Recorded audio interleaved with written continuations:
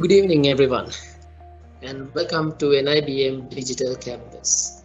So, NIBM Digital Campus has been offering you a series of webinars over the past few days or past few weeks, and today you all are joining with me to learn some basics related to professional writing. So, I will be sharing my experience with you all related to professional writing. So having said that, I will be focusing about professional writing. Professional writing is a genre of writing which has a wide array of documents such as emails, memos, letters, and formal invitations, sometimes business proposals, and sometimes also data interpretations and so forth. So given that I have some time constraints, I will be focusing on three of the most commonly used documents in the professional context. So they are emails, letters, and memos. So at the end of this webinar, you will be able to identify features and requirements of professional writing, and also I will be trying to give you a general perspective on professional writing, as in how professional writing is perceived by many of the writers. And then of course I will be focusing on some of the common errors that we find in professional writing, with special reference to the professional writing in the Sri Lankan context. And at the end, you will also be learning some of the useful language tips or points which you can incorporate into your writing and improve your professional style.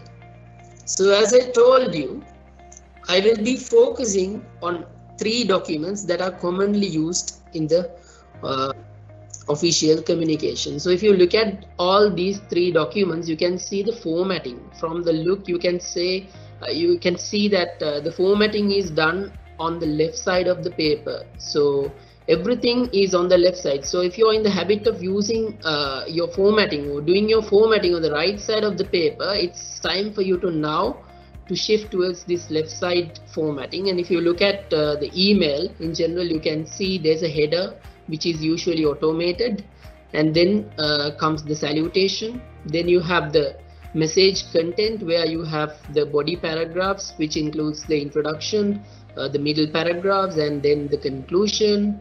And then you have a closing where you use expressions like best regards, best wishes, thank you, and then your name. And then finally you have a signature block, which includes your details, any details that are relevant. I mean, for example, things like your contact details, any other email addresses if you have any. So these details will help the reader to locate you if there is a necessity.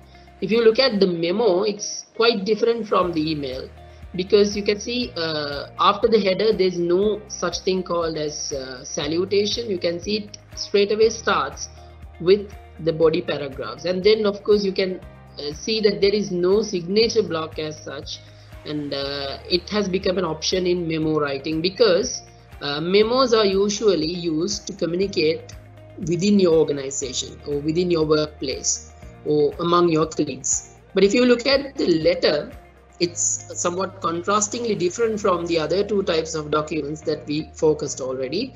So you can see it has some sort of strict formatting. You can see there's a letterhead, and then starts the sender's address with the date, and then the receiver's address, which we call as the inside address. And then we have a salutation, and then of course the subject lines, and then body. And finally you have a complimentary clause, which also has your signature and then your credentials. So that's a general overview on the formatting of these three documents, but my focus for today's session will be based on the basics that are related to professional writing. So I will be focusing on them with relevant examples, and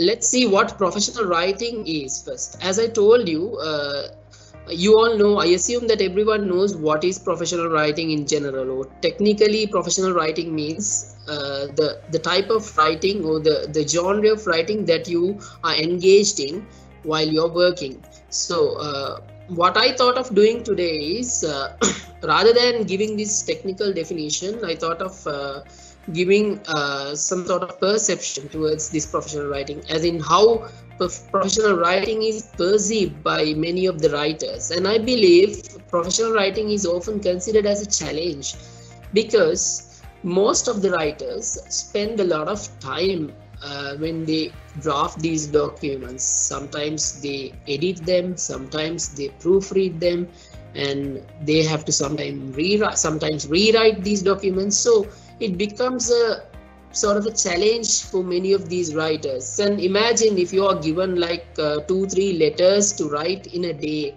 and it is going to be a hectic day for you because you have to cope up with all these documents. So that is why I believe that professional writing is often considered as a challenge. And the other thing is the language element, because you can be a good speaker of English, but when it comes to writing, sometimes many of us are not very keen on putting our thoughts into words on a document or a paper. As in, we don't know sometimes how to express our emotions, how to express our intentions. So this particular confusion will also be there when it comes to professional writing. So let's see what are the basic requirements that we can have or incorporate or cultivate within our professional style. So first thing I believe is the subject knowledge.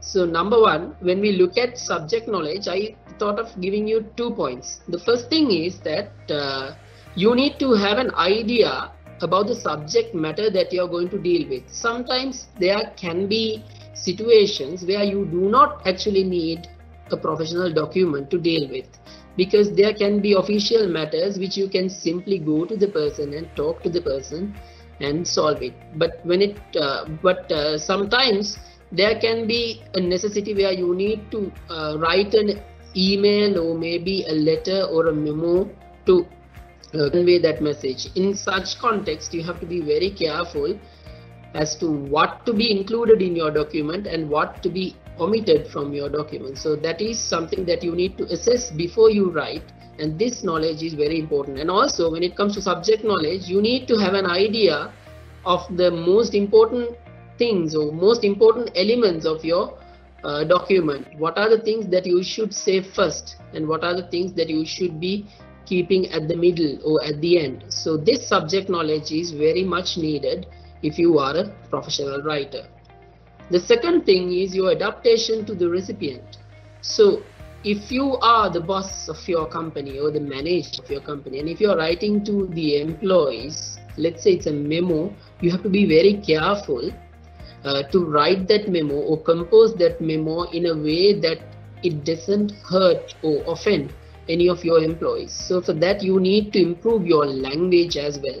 So make sure that you always adapt to the recipient accordingly. And it's the same way for an employee as well. If that person is writing, if an employee is writing to the manager, then again, there also the employee should be careful enough to identify the recipient and write accordingly. The third factor is the cultural knowledge. What I try to imply here is the culture that is behind professional writing. Once again, this is also related to the language. So if you are a professional writer, you should know what are the cultural elements that you need to maintain within your writing. For example, maintaining the courtesy, the ethics of writing, and politeness, and all these factors. You need to have an idea about these factors. So let's focus some of the common errors and then get into these requirements in an extensive level. So in my webinar, I'm going to present you like one of the basic errors that I see in specifically in the Sri Lankan context of professional writing. The issue that most of our writers have related to the writing mechanics. I would say it's the confusion between the techniques of closed punctuation and open punctuation. So let me introduce what this closed punctuation is. Now, closed punctuation has been in use for the past 5 or 10 years, and closed punctuation means that you are using all the necessary punctuations within your writing. For example, we used to use colons, semicolons and commas everywhere possible. But open punctuation, on the other hand, is a way more relaxed version of punctuation, where you need not to include all these punctuations in your writing. And this open punctuation has become the trend nowadays. So if you are a professional writer, this is one of the common mistakes that you might also have seen. Okay, if you look at these addresses, you can see after each and every line there is a comma placed, and that is under closed punctuation. But if you look at open punctuation, there's no such commas or full stops at least. So if you're still in the habit of using closed punctuations, it's time for you to now shift towards open punctuation. And the second point that I want to highlight is packaging the content. As I told you, you need to have a subject knowledge if you are writing. So packaging the content is very important, and you need to know what are the points that you need to include, or what are the most important points that you need to include, and what are the points that you can keep towards the middle or at the end. So here is an example, an authentic example of a request letter. Okay, so this request letter was initially drafted to request for an extension of a deadline for a particular project, and this is the introductory part of that official letter. And as you can see, the writer is introducing himself as WK Enherath. So the who part, which I wanted to highlight, is covered from that. But I hope you can see that there is no such request in this introductory paragraph. So as I told you, the subject knowledge is very important, that you need to mention the purpose of your writing. So that should be there in the very first paragraph. So in general, you need to say who you are and why you are writing this letter. But if you look at this sentence, he is saying that he is unable to complete the project. Yes, that is fine, but he could have mentioned it towards the middle or maybe at the end, why he was unable to complete this project. But the first thing is that he need to mention the purpose of writing. He is writing to ask for an extension of the deadline. So this is taken from an introduction of a request letter.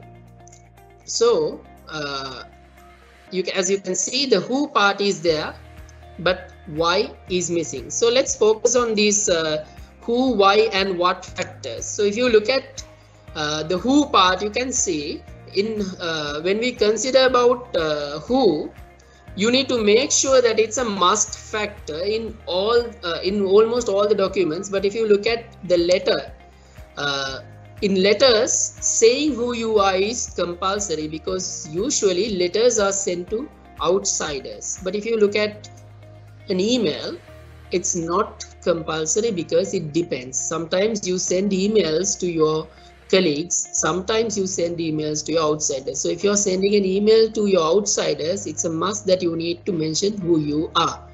If it is a memo, there's no necessity for you to mention who you are, because that is strictly for workplace communication. The why factor, the purpose of writing, yes, it's a must in all three documents. You have to mention at the very beginning why you're writing this letter or the memo or the email, and that should be visible at the very beginning of your document. If you look at the what factor, what do you want the reader or the readers to do on behalf of the purpose that you are writing? Yes, that is also a must in all three documents, but you have the freedom to use it towards the end or at the middle, and it's not necessary to mention that particular aspect at the very beginning of your letter or the memo or the email. So let's take a look at one of the extracts that I have taken from one of my colleagues. Actually, this once again is an authentic example that I am taking. So this is an email which includes the who factor. You can see I am Weerasekara, an engineering student. So he has already introduced himself at the very beginning, and then you can see the why factor, why he is writing this letter. we would like to use the entrance hall of the auditorium complex, as we believe this to be an ideal location for the event. And also, in the middle, he has mentioned what he wants from the reader. We would appreciate if you could grant us permission to use this location. So you can see, I believe, according to my experience, I believe this to be an accurate example to show these 3 W's in your writing. So let's move into the most important part. I believe this is something very, very important that we need to keep in mind. Language is equal to the cultural understanding. Yes, that's something very common that you all know already. If you are learning a language, you are learning the culture, and if you are learning a culture, means you have to learn the language as well. So this definition goes hand in hand. You can see that, and it's the same when it comes to professional writing as well. So if you want to know the professional language, you need to have an understanding of the culture behind that professional language as well. So let's take a look at this culture. So I have divided it into 5 parts. So I will explain one by one. The first thing is politeness. How to maintain politeness within your writing, because that stands the key when it comes to that is one of the best practices in professional writing, maintaining the politeness using your language. And then you have to avoid the offensive language whenever possible, and you have to be appropriate, and you have to avoid overstating certain things. Sometimes people say certain things too much. I will show you some examples in the coming slides. And also avoiding plain expressions. So I would say everyday expressions. So we call them as colloquial expressions as well in language. So let's see how politeness can be brought into your writing. So here in red color I have highlighted a sentence which I have found which does not have this politeness.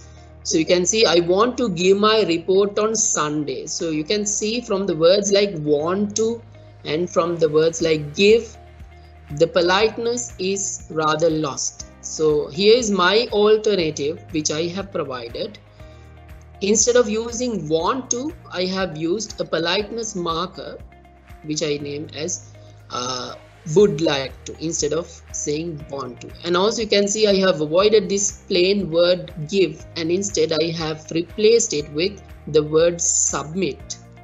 And another thing that you can see is, instead of saying Sunday, I have included the specific date, because professional writing needs to be accurate enough as well. And in the second example also you can see I have used I hope you would or you could fix this issue at your earliest. So you can see in this red color sentence, it's mentioned as I think you can or will. So once again you can see I have used a politeness marker. Instead of can and will, I have used would and could, because they are politeness markers in English which you can use to improve your politeness in your professional style of writing. So the second factor is the usage of plain language. So expressions like this, as the manager told me, the word told shows some sort of colloquialism. Okay, so instead of saying it like this, I have given an alternative as per the manager or according to the manager. And also the next example, if you see, please do this for me. So this would be okay if you are talking to someone, maybe let's say face to face, you can say something like this, please do this for me. But imagine if you mention this in your letter, it becomes quite plain. So it's better to go with some sort of formal sentences like I would be much obliged if you could assist me with my request. So the other thing is the offensive language. So I have noticed in my teaching career that offensive language often occurs in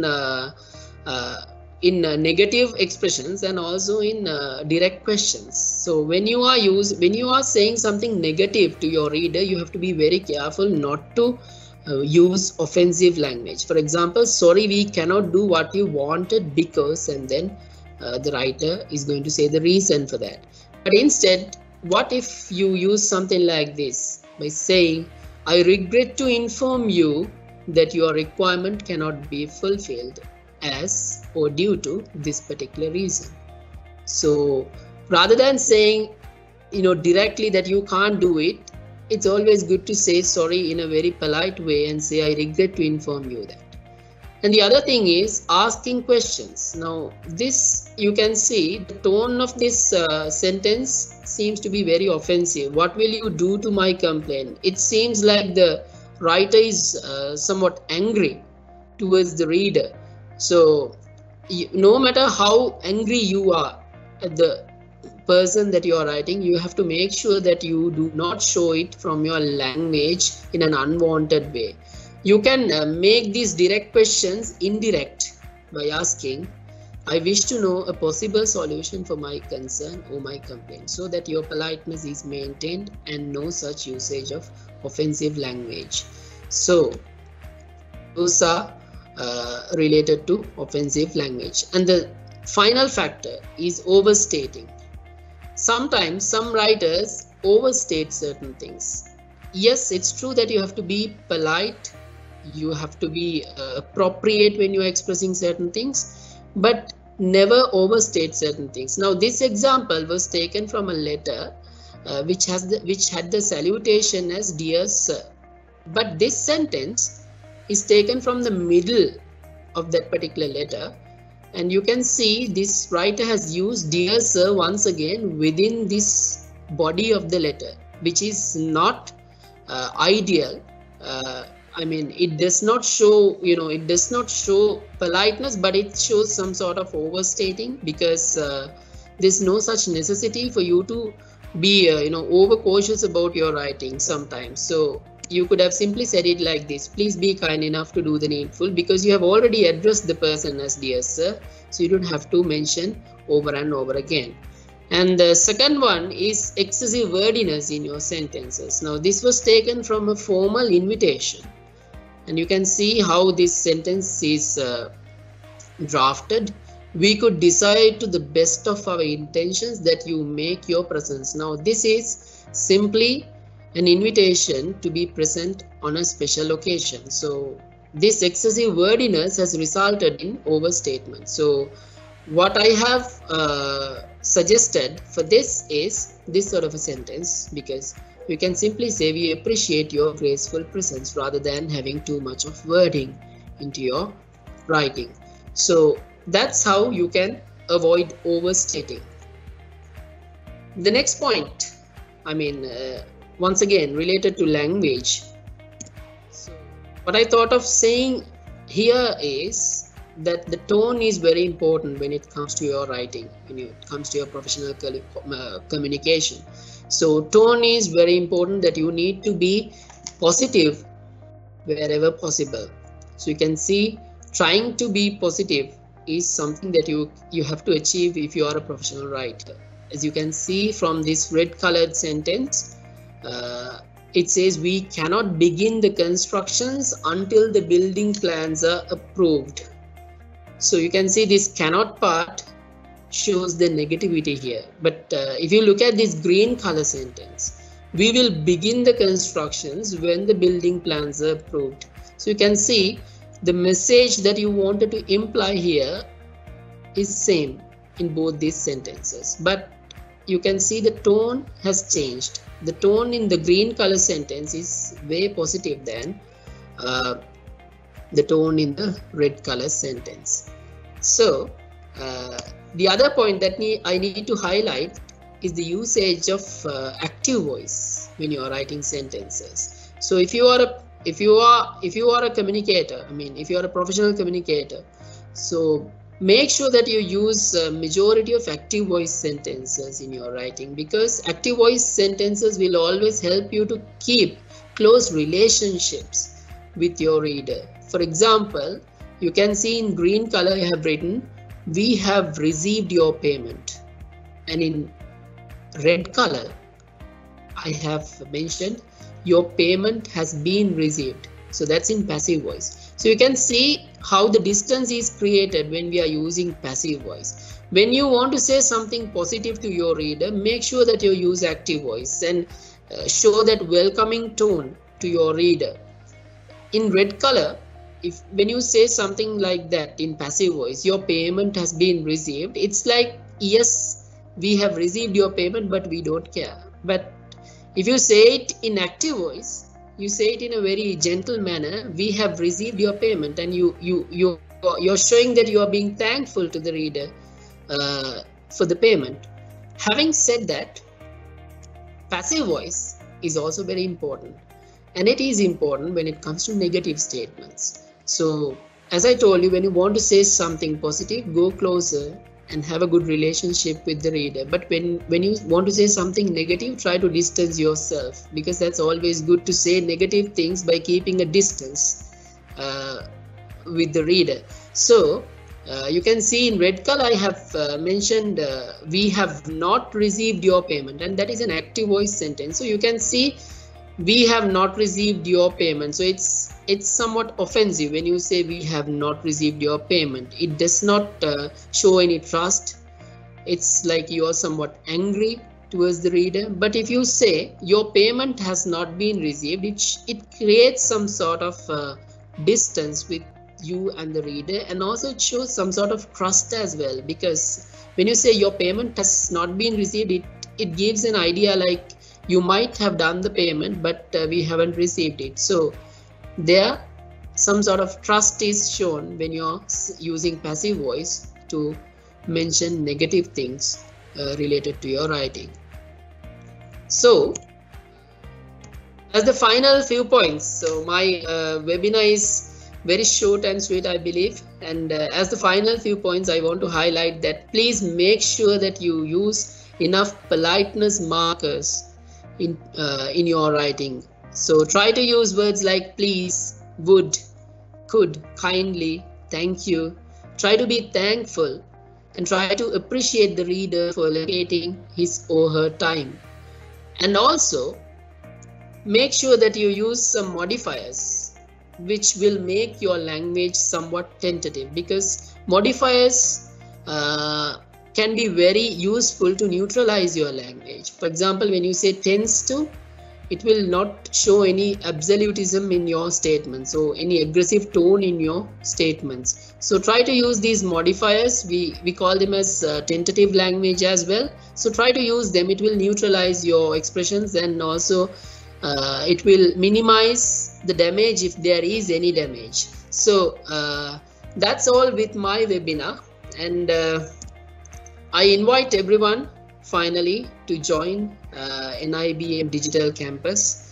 So thank you very much.